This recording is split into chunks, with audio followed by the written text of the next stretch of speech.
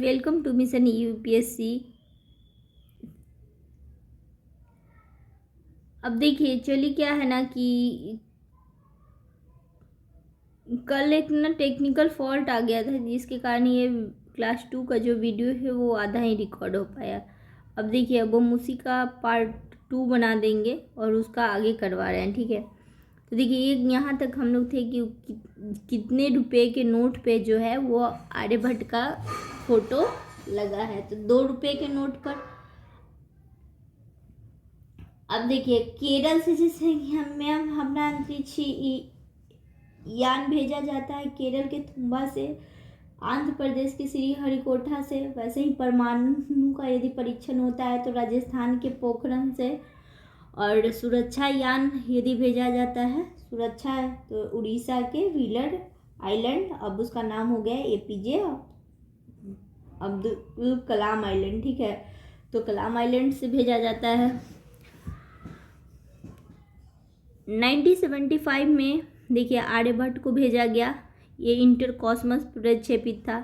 फिर भास्कर को क्या हुआ 1979 में ये भी इंटर कॉस्मस यान से भेजा गया था, दोनों रसिया की सहायता से, ठीक है। अब क्या हुआ कि 1979 का वह दौर था और उसके बाद इंडिया ने रोहिणी बनाया, ठीक है, अपना क्या किया रोहिणी। तो देखिए हालांकि ये असफल रहा है क्योंकि वो पहला अपना यान से भेज रहा था, उसको भेजा था एसएलवी से, ठीक है। भारत का पहला यान अपना एसएलवी बनाया था और एसएलवी से भेजा था। देखिए हालांकि उस समय जो यान वगैरह थे वो रसिया से ही ले रहा था, लेकिन ये जो एसएलवी से ये अपना से भेजा था। और ये देखिए फिर 1987 में क्या किया रोहिणी 2 भेजा गया जो उसका सफल रहा, ठीक है। तो इस तरह से इसका मिशन है रोहिणी का 1979 में, फिर 1987 में भेजा तो रोहिणी 2। उसके पहले देखिए एक अगला भेजा एप्पल, ठीक है। एप्पल मतलब खाने वाला सेब नहीं, ये था एरियल पैसेंजर पेलोड एक्सपेरिमेंट, तो इसको 1981 में भेजा। ये भारत का पहला संचार उपग्रह था और एरियल यान से इसको भेजा गया।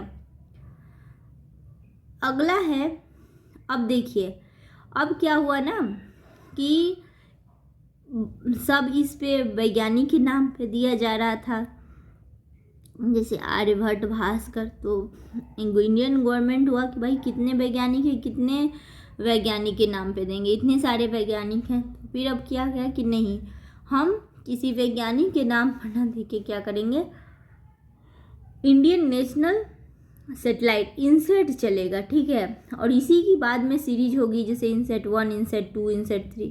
तो 1982 में क्या हुआ कि पहला भेजा गया इनसेट, ये 6 मंथ तक ही चला था। भू स्थिर उपग्रह तक के लिए उपग्रह के लिए किया और एसएलवी से ये भी लॉन्च हुआ था। अब देखिए अब आता है 1988 का दौर, तो जिसमें IRS यानी इंडियन रिमोट सेंसिंग, ठीक है। 1988 में क्या है इंडियन रिमोट सेंसिंग। फिर आता है 2001 में क्या करता है कि जीसैट, ठीक है, हम लोग जीसैट भेजते हैं। देखिए इनसेट और जीसैट क्या है ना कि ये अधिकतम दूरी तक ये 36,000 किलोमीटर तक जाती है, ठीक है। ये कितना है 36,000 किलोमीटर। यदि मान लीजिए कम हुआ वजन तो फिर हम PSLV से भेजेंगे, जैसे IRS है रिमोट सेंसिंग, ठीक है। ये हमारा सुदूर संवेद भेजने के लिए कम्युनिकेशन के, तो इसको PSLV से भी भेज देंगे। अब अगला क्या हुआ ना, जैसे कि देखिए अब फिर क्या हुआ कि नामकरण कैसे हुआ, तो जैसे MSET तो मेटलर्जिकल जब है तो उसको MSET, अब एडुकेशन से रिलेटेड है तो एडुसेट, ऐसे नाम होने लगा, ठीक है। देखिए पहले हम इनसेट किसी के बारे में पढ़ेंगे, फिर जीसैट, और उसके बाद फिर क्लास 3 में जानेंगे 2001 के बाद जो है उसका क्या जीसैट में क्या हुआ है, कैसे विकास हुआ है उसको, ठीक है। देखिए इनसेट 1 में क्या किया गया कि इंडियन नेशनल सेटेलाइट था, ये तो मैं बता दी थी ना। तो ये जो इसी का ना मतलब ऑगमेंटेड सेटेलाइट लॉन्चिंग व्हीकल 1983 में फिर ये लाया गया, इसे किया गया था। अगला सीरीज है 1984 का। सोवियत संघ के सहयोग से अंतरिक्ष में क्या हुआ कि राकेश शर्मा भेजे गए। अब देखिए रसिया बोला कि देखो हमारा आदमी जा रहा है। देखिए रसिया चाहता था कि, चूँकि मैंने शुरू क्लास में बताया था कि एक तरफ समाजवाद मॉडल को, एक तरफ पूंजीवाद। तो रसिया का था कि पड़ोसी है भारत, तो भारत बोला कि ठीक है आप उपग्रह वगैरह तो भेजे, हमारे आदमी जा रहे हैं, आप भी अपना आदमी भेजिए। तो राकेश शर्मा जो उस समय सबसे पहले भारतीय अंतरिक्ष यात्री बने, जो राकेश शर्मा थे, जो सबसे पहले अंतरिक्ष में जाने वाले भारत की तरफ से पहले व्यक्ति बने। लेकिन ये किसके सहयोग से गए थे? रसिया के सहयोग से। ठीक है, ये किसके सहयोग से गए थे? रसिया के सहयोग से। तभी जो देखिए राकेश शर्मा अंतरिक्ष में रहते हैं और इंदिरा गांधी यहाँ से जब उन लोगों में कम्युनिकेट होता है तो पूछती है कि बताइए ऊपर से हमारा देश कैसा लग रहा है इंडिया। तो बोलते हैं सारे जहाँ से अच्छा हिंदुस्ता हमारा। ठीक है, तो प्रथम मानव भेज चुका है। और देखिए जो ये कोई प्रश्न आता है कि किस यान से गए हैं, तो सोएज T11, मतलब हम सो के गए थे मस्ती में, तो सोएज T11 1988 में। फिर इसका क्या किया गया कि 1988 में IRS-1A, ठीक है, इसी का फिर 1A करके ऐसे ही अब जो जा रहा है, जैसे इनसेट 1A, इनसेट 2 ऐसे करके सीरीज इसको भेजा रहा है। फिर 1988 में IRS-1A गया। अब देखिए GSAT का, तो 2001 में पहली बार जो भेजा गया वो GSLV से भेजा गया।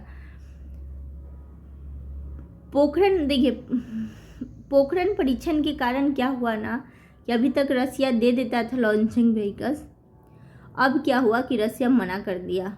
पोखरण परीक्षण इंडिया किया तो बोला कि हम नहीं देंगे।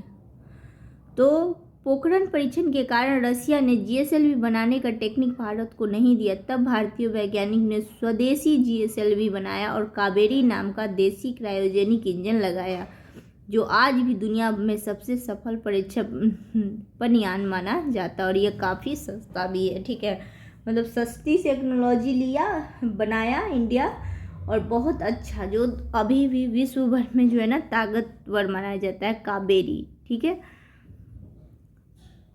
2001 के बाद जिस उद्देश्य से भेजा जा रहा था उसका नाम, ठीक है, 2001 के बाद जिस उद्देश्य से जो यान भेजा जा रहा था उसका नाम, उसी मैंने बताया था ना यहाँ पे कि जैसे कि फिर यदि मेटलर्जिकल है तो मेटलर्जी, एडूसैट है तो एडूसैट के नाम से भेजा गया। तो फिर ये 2001 के बाद ऐसा हुआ। ठीक है फ्रेंड, अगला जो है हम क्लास 3 में, जैसा कि हमने प्री डिफाइंड है कि हम सिलेबस में क्लास 1, 2, 3 करके बताएंगे, तो क्लास 3 में हम आगे पढ़ेंगे कि 2001 के बाद हमारा क्या रहा है, क्या डेवलपमेंट रहा है, उसको हम पढ़ेंगे। ठीक है, थैंक यू फॉर वॉचिंग।